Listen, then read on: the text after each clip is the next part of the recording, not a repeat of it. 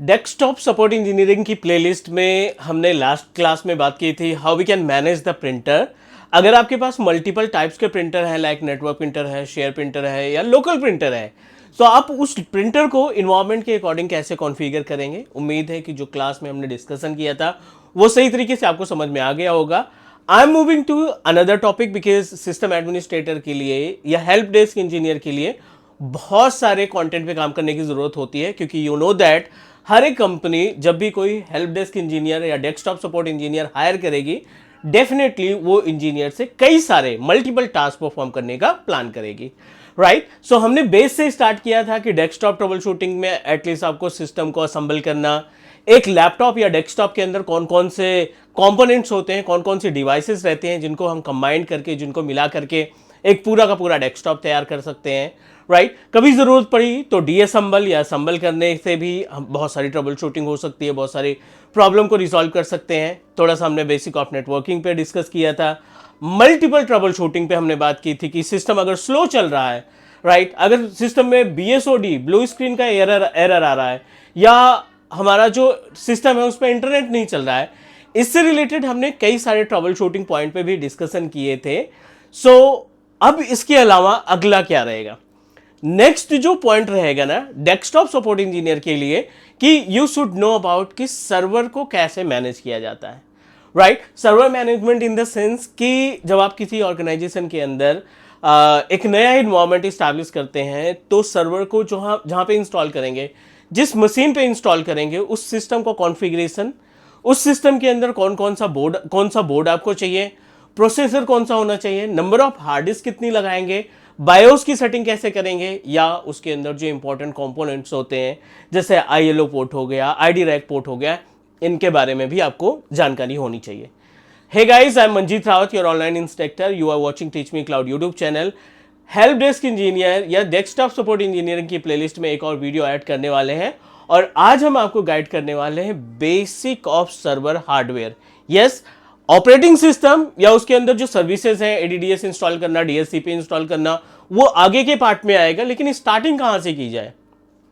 आज की डेट में जो इंटरव्यूअर आपसे क्वेश्चन पुटअप करेगा ना, maybe definitely they are going to ask you question कि आपने कौन से मॉडल नंबर पे काम किया है, राइट। HP का सर्वर था तो कौन सा मॉडल नंबर था, या डेल का सर्वर पे आपने काम किया है तो डेल का कौन सा मॉडल नंबर था। You should know about each and every model.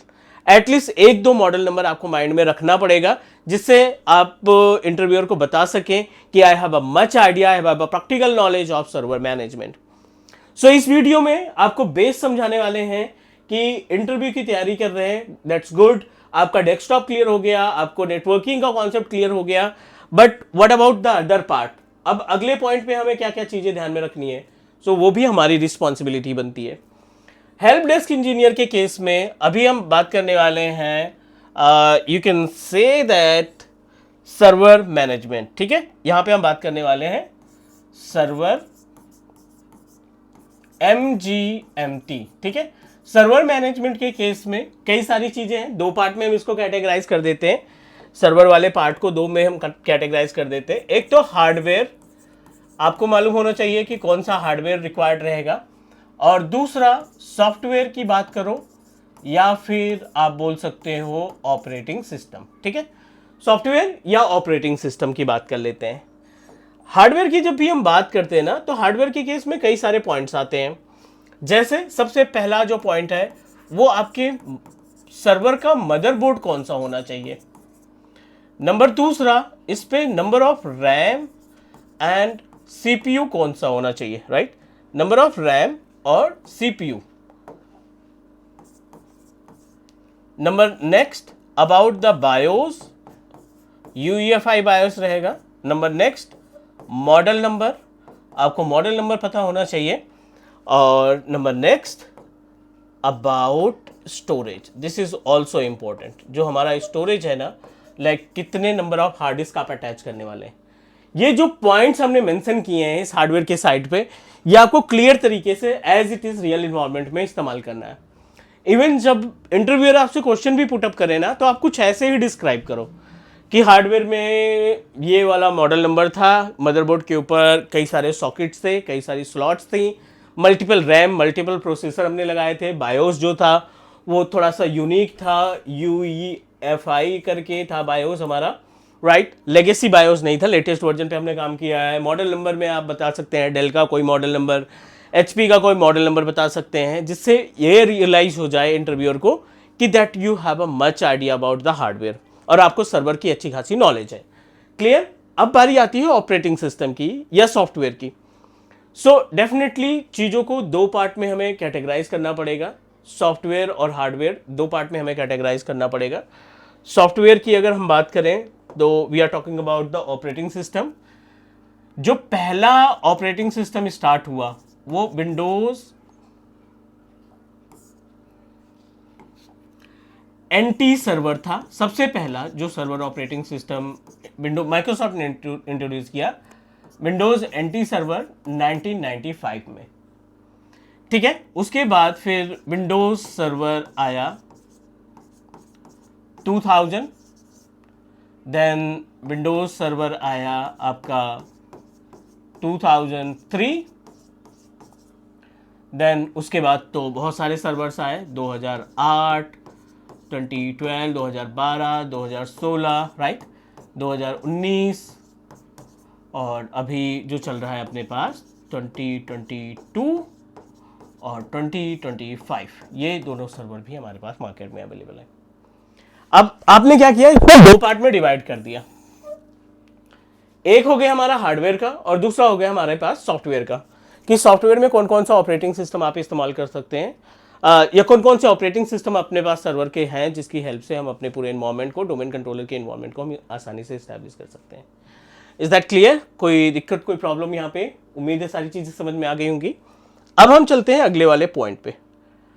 जो हमारा सर्वर मदरबोर्ड है ना, वो नॉर्मल मदरबोर्ड से कैसे अलग है। सो अभी हम यहां बात करने वाले हैं सर्वर मदरबोर्ड। और इसका जो फॉर्म फैक्टर होता है, सर्वर मदरबोर्ड का जो फॉर्म फैक्टर होता है, वो नॉर्मल मदरबोर्ड से टोटली अलग होता है। कैसे? It look like this. इस पे आपको मल्टीपल सॉकेट्स मिलेंगे।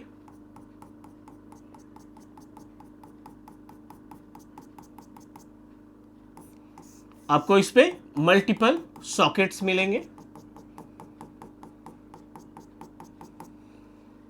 और मल्टीपल स्लॉट्स मिलेंगे। Sockets and slots both are totally different to each other.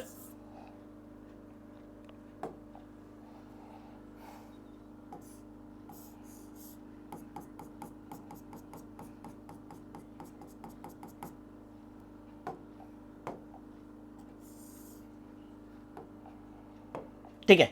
और यहां पे आपको मिलेंगे बहुत सारे स्लॉट्स। ठीक है, सॉकेट और स्लॉट दोनों अलग हैं। बहुत सारे स्लॉट्स आपको मिलेंगे यहां पे देखने को। अब ये जो सॉकेट है ना, इनको बोला जाता है CPU सॉकेट और इनको बोला जाता है स्लॉट्स। स्लॉट्स मीन्स जहां पे हम कई सारी चीजें लगा सकते हैं, जैसे रैम स्लॉट हो जाएगा अलग,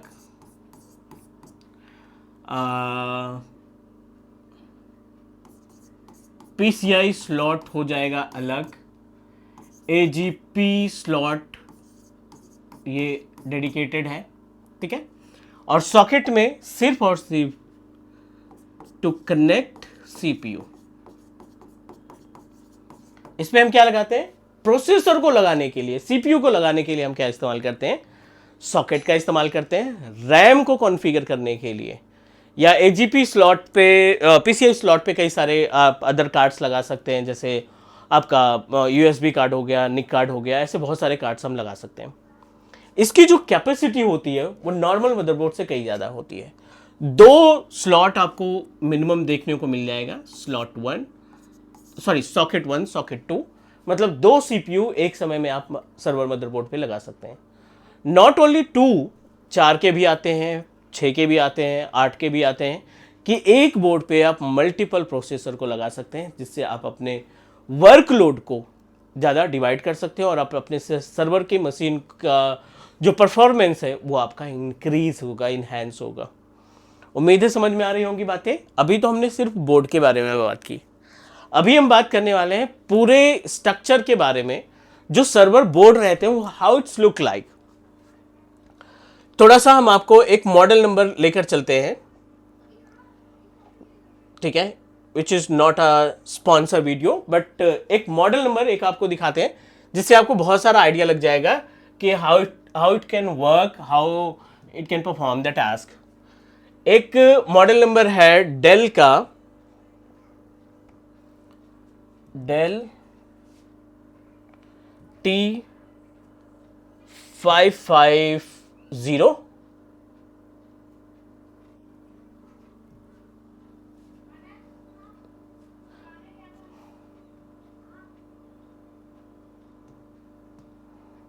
ठीक है। एक, ठीक है, यहां पे देखते हैं,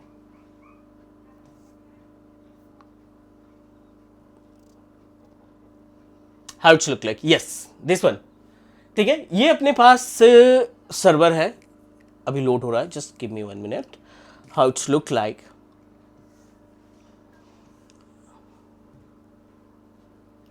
ये बैक एंड है, बैक व्यू आपको दिख रहा होगा कि ये जो डेल का सर्वर है ना, इसका बैक व्यू है। अब देखिए सबसे टॉप पे आपको 2 फैन दिखाई पड़ रहे हैं।